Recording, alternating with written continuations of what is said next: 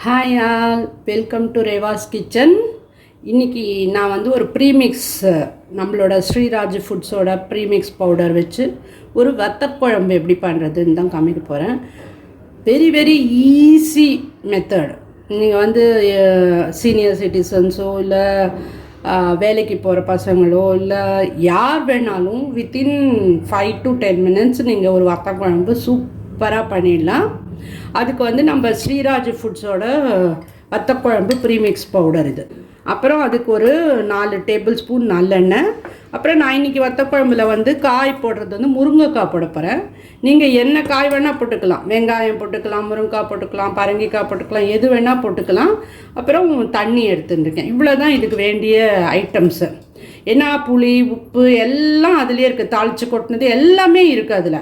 So எதை பற்றியுமே கவலைப்பட வேண்டாம். நம்ம வந்து இப்போ எப்படி பண்ணுறதுன்னு பார்க்கலாம். ஃபஸ்ட்டு நம்ம வந்து முருங்கைக்காவை வந்து கொஞ்சம் தண்ணி விட்டு உப்பு மஞ்சப்பொடி போட்டு வேக வைக்க போகிறோம். இப்போ நம்ம வந்து முருங்கைக்காய்க்கு வேகிறதுக்கு எவ்வளோ வேணுமோ அந்த அளவுக்கு தண்ணி விட்டுருக்கேன். இதில் தேவையான அளவுக்கு முருங்கைக்காய் வேகிறதுக்கு எவ்வளோ உப்பு வேணுமோ அவ்வளோ உப்பு போட்டால் போகிறோம். ஏன்னா நம்ம வந்து வத்தக்குழம்பு மிக்ஸில் வந்து ஏற்கனவே உப்பு இருக்குது. இது முருங்கைக்காய்க்கு தேவையான உப்பு, மஞ்சத்தூள் போட்டு இதை நல்லா வேக விட்டு எடுத்துக்கணும். நம்ம இப்போ இதில் வந்து நம்ம முருங்கைக்காய் வந்து நல்லா வெந்துடுது. இதுதான் நம்மளோட ஸ்ரீராஜ் ஃபுட்ஸோட வத்தக்குழம்பு ப்ரீமிக்ஸு.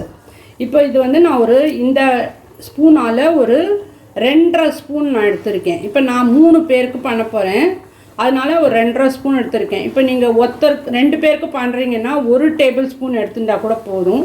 இல்லை கொஞ்சம் நிறையா விட்டு சாப்பிடுவீங்கன்னா நீங்கள் 1.5 ஸ்பூன் எடுத்துக்கலாம். இப்போ இதால் இந்த மாதிரி ஹீப்பாக நான் 2.5 ஸ்பூன் எடுத்திருக்கேன். இப்போ அதை நான் எப்படி மிக்ஸ் பண்ணி பண்ணணும்னு காமிக்கிறேன் நான். இப்போ இதில் நான் வந்து 1/2 கப் தண்ணி விட்டுருக்கேன். இதில் இன்னொரு 1/2 கப் தண்ணி விடுறேன். நல்லா மிக்ஸ் பண்ணிக்கோங்க. இதை